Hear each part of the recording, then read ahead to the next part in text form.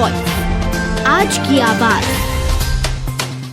लोकसभा चुनाव के लिए कमर कस कर मैदान में उतर चुकी भाजपा के चुनावी कार्यालय के लोकार्पण कार्यक्रम में शामिल होने के लिए मुख्यमंत्री डॉक्टर मोहन यादव इंदौर पहुंचे थे, जहां उन्होंने विधि विधान से पूजन अर्चन कर कार्यालय का शुभारंभ किया। इस मौके पर उन्होंने कार्यकर्ताओं को संबोधित भी किया और देश में एक बार फिर प्रधानमंत्री नरेंद्र मोदी के नेतृत्व में रिकॉर्ड बहुमत से जीत दर्ज करने की भी उन्होंने बात कही।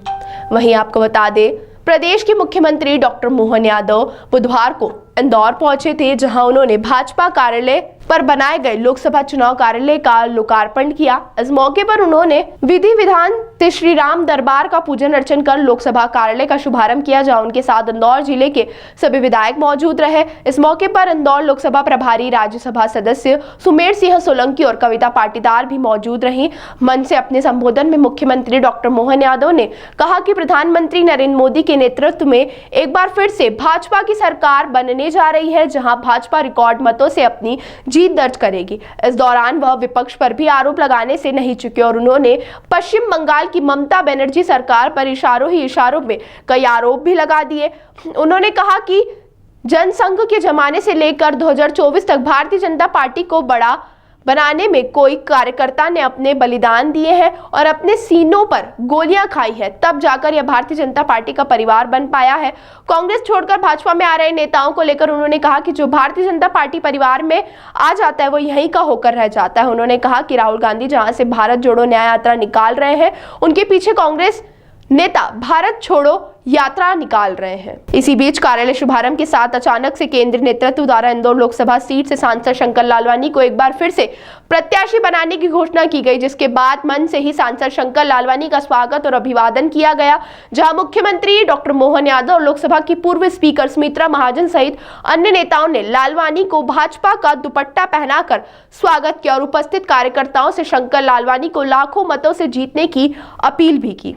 इस दौरान मुख्यमंत्री ने भाजपा कार्यालय में नवनिर्मित कॉन्फ्रेंस हॉल का भी फीता काट कर उद्घाटन किया, डाटा सेंटर का भी अवलोकन किया। इस मौके पर भाजपा कार्यालय को फूल मालाओं सहित रंगोली और भगवा रंग से सुसज्जित किया गया था। यहाँ आयोजित सभा को संबोधित करते हुए मोहन यादव ने कहा कि भारतीय जनता पार्टी एकमात्र ऐसी पार्टी है जो कार्यकर्ताओं को शून्य से शिखर तक कब पहुंचा दे कोई अंदाजा नहीं लगा सकता। उन्होंने कहा कि पूर्व में भारतवंशियों की वेशभूषा को देखते हुए अरबों देशों में उन्हें प्रवेश नहीं दिया जाता था, लेकिन अब वर्तमान में प्रधानमंत्री के नेतृत्व में ही भारत ही नहीं बल्कि अरब देशों में भी मंदिरों का निर्माण हो रहा है। 170 वोट बढ़ा करके जो वोट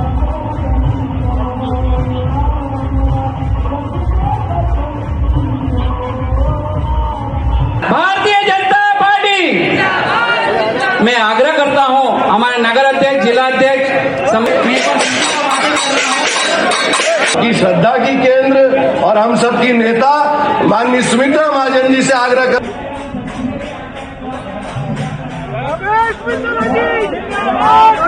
से बड़ी माला से स्वागत करें हमारे मुख्यमंत्री जी का, और आप सभी तालियों के माध्यम से हमारे मुख्यमंत्री जी के स्वागत में शामिल हो, सभी तालियों के माध्यम से।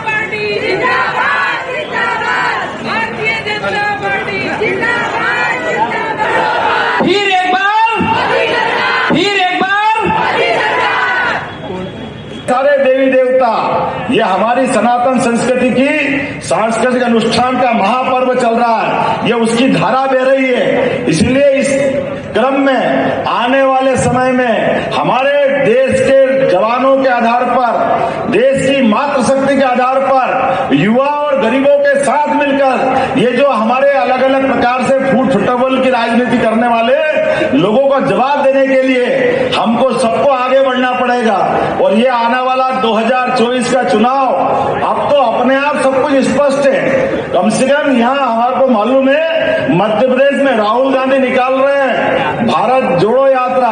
अब भारत जोड़ो नहीं, कांग्रेस छोड़ो यात्रा चल रही है। जहां जहां कांग्रेस के नेता जा रहे हैं, पीछे पीछे लोग निकलते हुए छोड़ते जा रहे हैं पार्टी को। जोरदार ताली बजाओ। समय रहते जिनने पहचान लिया कि डूबते जहाज में कोई नहीं बैठेगा, भगवान राम का अपमान कोई सहन नहीं करेगा, हमारे सांस्कृतिक मान बिंदुओं के मामले में कोई बर्दाश्त करने की जरूरत नहीं, और हम सब मिलकर डंके की चोट जाएंगे।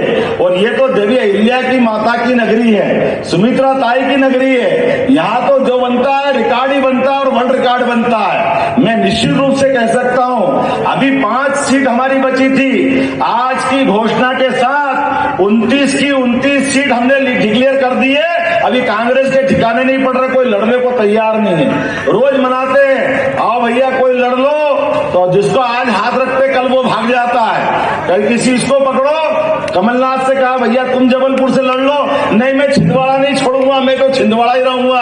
अब छिंदवाड़ा थोड़ी बता रहे हैं, उनको मालूम है कि आने वाला समय किधर जाने का है। आज नहीं तो कल हम तो सब जानते सबका स्वागत करेंगे, लेकिन अभी तो मुकाबले में तैयार है भाजपा। 29 के 29 प्रत्याशी घोषित करके अपने कार्यकर्ताओं की फौज के साथ जो हम कार्यालय में बैठकर आज कार्यालय का शुभारंभ कर रहे हैं, हमको एक एक वोट अपने अपने घर से आसपास से निकाल करके, जो राष्ट्रीय अध्यक्ष जी और माननीय मोदी ने गुरु मंत्र दिया है, धारा 370 की तरह एक एक पोलिंग बूथ से हमको अपने 370 वोट बढ़ा करके ही मानना है। बोलो सब तैयार है? इधर से आवाज नहीं रही, बोलो तैयार है? हमारे पार्टी के सम्मानीय नेतागण, मैं माननीय प्रधानमंत्री श्री नरेंद्र मोदी जी का, हमारे केंद्रीय नेतृत्व का, माननीय मुख्यमंत्री जी का, हमारे प्रदेश के नेतृत्व का, हमारे जिले के सभी जनप्रतिनिधियों का, संगठन का और उससे ज्यादा लाखों लाख कार्यकर्ताओं का आभार व्यक्त करता हूं कि जिन्होंने मुझे ऊपर विश्वास व्यक्त किया। मैं माननीय मुख्यमंत्री जी को यही कहूंगा, और गरीबों के उत्थान का हो, महिलाओं के लिए हो, हर व्यक्ति के लिए योजनाएं भी बनी और योजना का लाभ भी पहुंचा। ये दोनों बातें महत्वपूर्ण है, केवल योजना बनी नहीं। मुझे आज मैं इतना ही कहूंगी, अब हम सबको क्या करना है। मैं ज्यादा कुछ नहीं, आप सब जानते हो क्या योजना क्या करना, मगर 400 पार की घोषणा हम दे रहे हैं। ये घोषणा केवल 400 पार सांसद नहीं है, एक प्रकार से इस तरीके से होना कि हिंदुस्तान का एक एक व्यक्ति भारतीय जनता पार्टी से कैसे जुड़े। और मैं आपको कहना चाहती हूँ, आते आते एक बात मेरे मन में कल्पना आई।